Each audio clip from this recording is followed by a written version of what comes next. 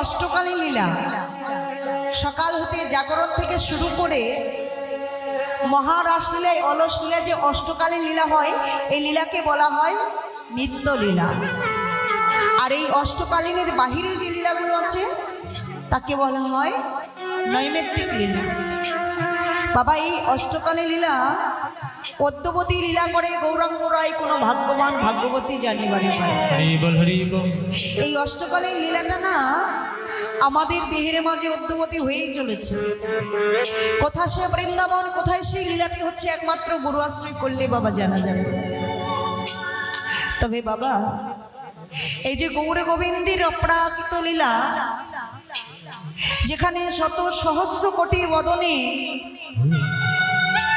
যে লীলা পরিবেশন করে শেষ করা যায় না, সেখানে না আমার মতো একজন হতভাগ্য জীবের পক্ষে এ লীলা বর্ণনা করা সম্ভব না। কেন জানেন? আমার বিদ্যা বুদ্ধি জ্ঞান কিছু নেই। কিভাবে ভগবানকে ডাকতে হয় আমি জানি না, তার নাম জানি না, ধাম চিনি না। বাবা, আমি কোনো শাস্ত্র বিশেষজ্ঞ নই, আমি কোনো তত্ত্ব বিশেষজ্ঞ নই।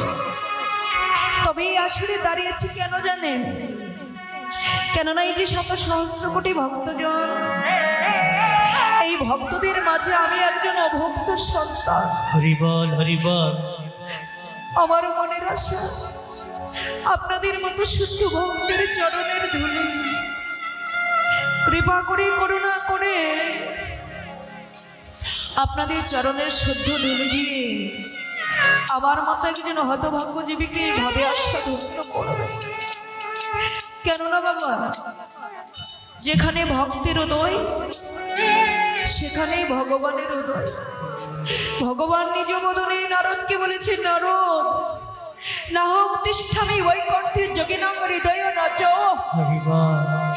মদ ভক্ত যত্র গায়ন্তি তত্র তিষ্ঠামি। হে নারদ, আমি ওই বৈকুণ্ঠে থাকতে পারি না, আমি যোগীদের হৃদয়ে থাকতেও পারি না। কেন জানো? কেননা আমার ভক্তগণ বসে বসে যদি আমার নাম নিয়ে প্রেম দিয়ে ভক্তি দিয়ে ডাকার মতো ডাকে, সেই ভক্তের হৃদয়ে মাঝে গিয়ে আমি উদয় হই। তাই বাবা, আমি তো কলি হতো জীব, আমি তো জানি না, আমি তো বুঝি না। এই যে ভক্তগণ, এই ভক্তদের মাঝে কোথাও না কোথাও সেই ভগবান রূপে ভক্তটি বসে আছে। তাই আসুন, পূর্বজন্মের সুকৃতির ফলেই হোক আর কৃপা বলেই হোক, যদি সেই ভগবান রূপী ভক্তটির একবার সঙ্গ পেয়ে যায়, সেই ভগবান রূপী ভক্তটির চরণের ধুলি একবার আমাদের অঙ্গে লাগে, ওই ভগবান রূপী ভক্তটির অঙ্গ যদি আমরা একবার স্পর্শ পেয়ে যাই, তো জগতে আমরা সবাই একাকার হয়ে যাব।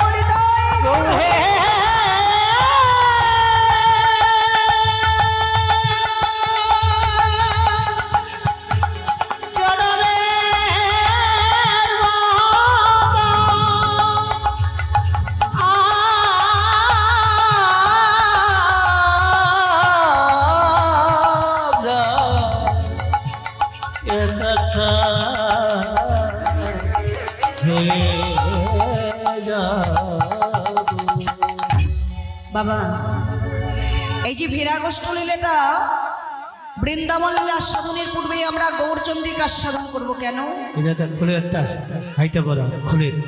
কেননা আজ কি যুগ বাবা? কলিযুগ, তাই না? কলিযুগে গৌরাঙ্গ লীলা, তাই গৌরের কৃপা না হলে ব্রজলীলা সাধন করা যায় না। আর গৌরের কৃপা পেতে হলে আগে নিতাইয়ের চরণে শরণ নিতে হয়। তাই শাস্ত্রে বললে, নিতাই বিনে ভাই গৌর নাহি পাই তমহম ভজন। বাবা, এই লীলাকে কিন্তু উত্তর গোষ্ঠ বলা হয়, কিন্তু কেন? কেননা এই দেহ হতে প্রাণ পাখি যখন উড়ে চলে যায়, ফেরা গোষ্ঠ আমাদের জীবনে না গমন গোষ্ঠটা হয়ে গেছে বাবা। আমাদের জীবনে ফেরা গমন কষ্টটা হয়ে গেছে, এখন ফিরবার পালা। আমাদের মানব জীবনের কিন্তু দুটি পালা বাবা। একবার এই জগতে আসবার পালা, একবার এই জগৎ ছেড়ে যাবার পালা।